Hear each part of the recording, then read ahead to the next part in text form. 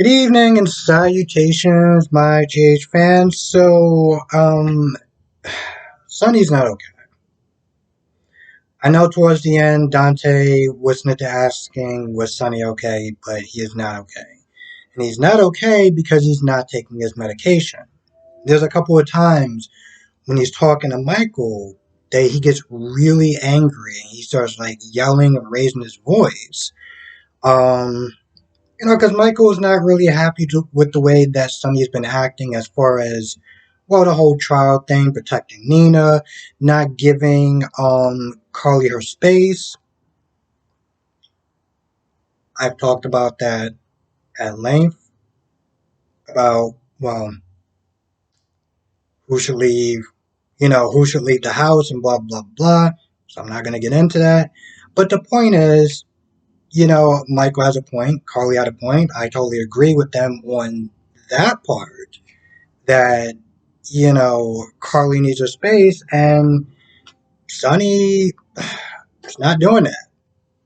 Oh, okay. I kind of need y'all to kind of sit down for this one because this is going to really surprise y'all. Guess what Sonny did today? You waiting? Sonny made excuses. I know, right? Yeah, he made excuses. Jason, Sasha, wasn't the right time. Blah blah blah blah. I wish that I actually had a shirt that said excuses. And so this way, whenever I talk about Sunny, I could just do this. And everyone would know what I mean. Everyone would know what I'm talking about. I won't even have to sit there and say it anymore. The sad thing is that in some sort of ways I'm actually trying to be funny, but it's not funny because he just keeps doing the same thing over and over and over again. It gets so bad when they're arguing that Dante has to come in there to break it up. He has to come in there and break it up. He has to sit there and play, you know, peacekeeper. It's not a show I want to watch. But that's literally what he has to do. He has to literally sit there and be like, hey, Sonny, I get where you're coming from. Mike, I get where you're coming from. You're being protective of your mom. I'm being protective of my dad. Like, we all love each other pretty much.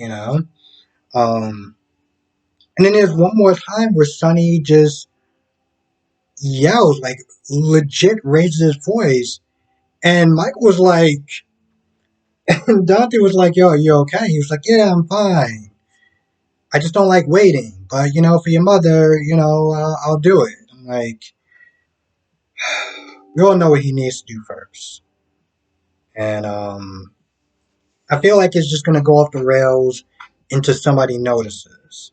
Um, I guess we'll just wait and see.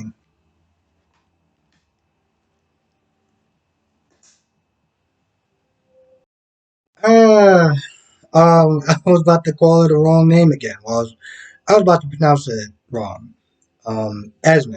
So Laura and Kevin decide to try to bridge the gap between um, Nicholas and Spencer. So they get them both in a room to try to mediate, some sort of truce. To try to put the family back together. And for a little bit, it seemed like it's working. Seems like it's working for a little bit. And then Esme comes in, and Esme's like, "Well, that's good." Um, because she walks in, and Spencer's like, "Yeah, she's trying. She seemed like she's trying to get us back together as far as a family or whatever's concerned." And Esme's like, "Is that what you want?" I'm like, "I'm sorry, what?" The look on Laura's face, which I'm surprised she didn't actually say anything. She didn't check her or anything like that. I'm like, "Is that what you want?" What kind of retarded ass? So Kevin's like, because she comes in there, she does her whole orange folded or whatever, and I'm just like, this okay. So Kevin's like, all right, listen, let's go get some coffee. Let's go take a run real quick. Just to kind of get her out. So this way they could sit there and try to negotiate some sort of peace or whatever. Of course, it doesn't work because Spencer likes to hold grudges, and I know I sound like a hypocrite because I do the same, but Jesus Christ.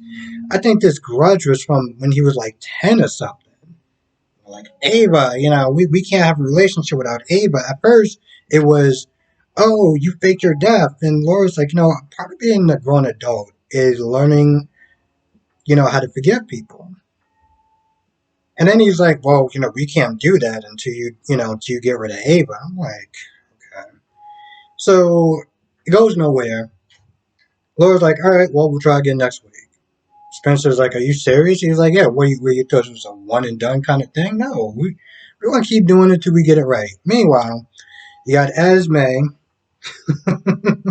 You got Esme and you got Kevin, at the coffee shop or whatever talking. And they're talking about Ryan Chamberlain. Well, she brings up Ryan Chamberlain because Kevin brings up the fact that, it must have been kind of difficult with your parents dying and everything like that. Don't you have siblings? Like, are you close to your siblings? Stuff like that. But she kind of is like, nah, we ain't really cool, whatever. Let's talk about, excuse me, let's talk about Ryan, because he's a fascinating case and blah, blah, blah, blah. And Kevin is like, listen, if you knew Ryan, like, if, when he's like awake and like whatever, you would not find him fascinating. But she goes on and on and on about Ryan and similarities, and you see Ryan and blah blah blah. So she goes to use the restroom, and Kevin, I'm sitting there thinking, because Kevin's like, listen, we're not practically going back to that house until I get a text from Laura. Then she goes to the bathroom. Kevin's like, listen, I need to give some restrictions towards who sees Ryan. You know, I need to start getting some guidelines because this chick is too damn fascinated. So yeah, I guess we'll just wait and see about that. But knowing Esme, she's gonna sit there and try to find a way to see him anyway. So Nina's sitting there thinking about taking Michael to court to see Wiley. And when Ava comes in there, because first of all, um, Mara's like, listen, you have a good chance. The question is, do you want to sit there and literally burn your last bridges? Like, you sure? Because this is damn near the nuclear option. You sure you want to go there? Let you think about that for a minute. And, when Ava's sitting there talking about, because she's finding out details about, the last rendezvous between Carly and her, and how Nina kind of threw in her face while a lot of stuff from Nixon Falls, as far as, the whole, we were about to, you know, play mattress tag if, I didn't stop it. So, long story short, it was like, listen, if you want to actually have a chance with Sonny, then you probably don't want to go through with that whole court case.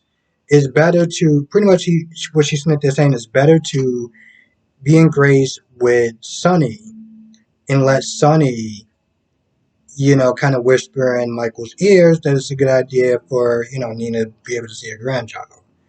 Um, as opposed to just trying to sue him in court, you know, and going that route.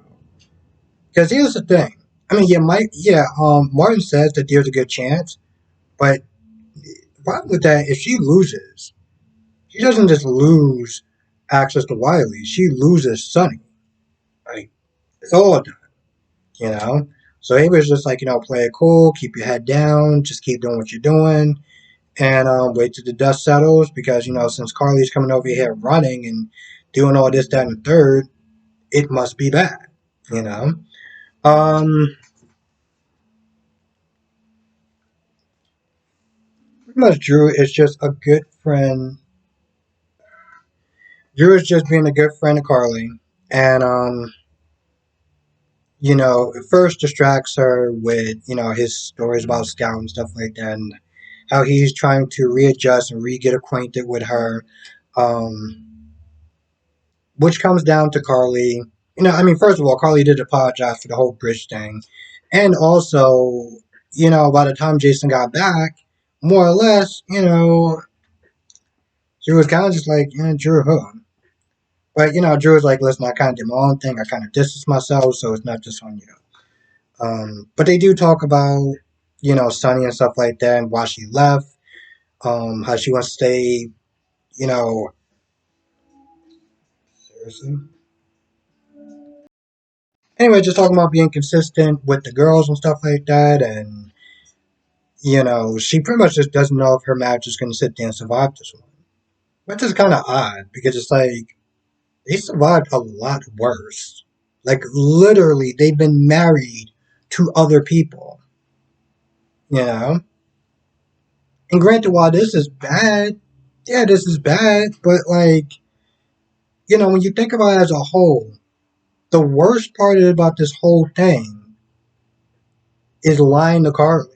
Is lying to Carly, um, and having her find out the truth about all this stuff afterwards. Um, because the whole almost having sex or falling in love and everything like that, yeah, that's rough and that's bad. But they've literally been married to other people. And this isn't just, I guess when Carly couldn't remember Sonny, but like this has just been in general. They've been with other people before. So this is like, so I don't know if it's just the writers, the way this whole storyline is just propelling itself, but it seems like it's just blowing itself way out of proportion as far as them breaking up. Like, oh, this could be it. This could really be it. I was like, really? I've been watching this show since high school, and I've seen them go back and forth, back and forth, back and forth, back and forth on much worse stuff than this. So I don't know.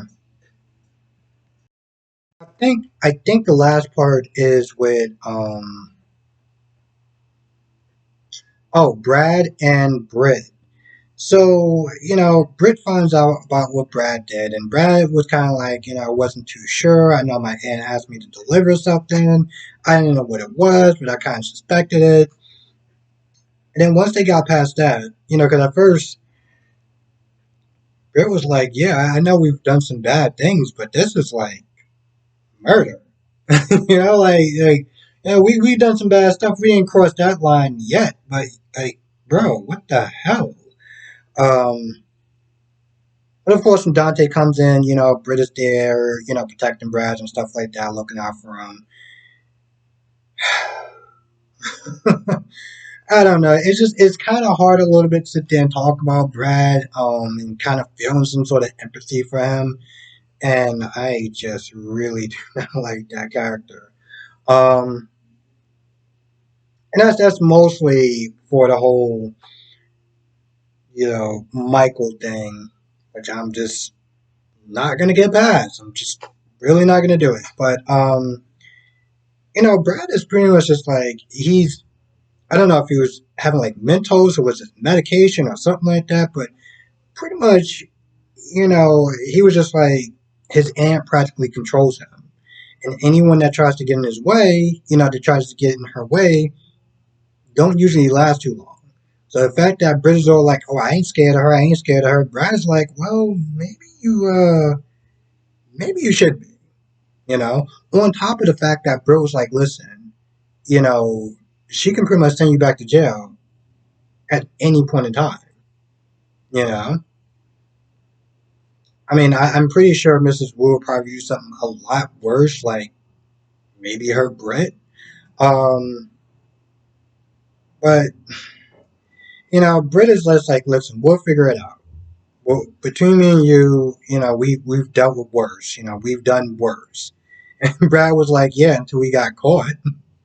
But I don't know. Towards the end, Britt seemed like she had a way of like trying to get Brad, you know, um, from under Mrs. Wu's like influence, aka her thumb. So I guess we'll just wait and see. I wonder who the hell she's gonna sit there and ask. I mean, who could she sit there and ask? Really? Sonny? Carly? Brad? Good luck. Let me know how that works out for you. I was gonna sit there, so I was like, well, maybe if Jason was still here, but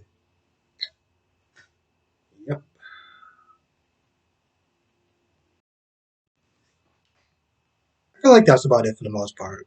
So, with that being said, I'm gonna go. I want to thank everyone for watching. I hope everyone has an amazing, great, and safe weekend.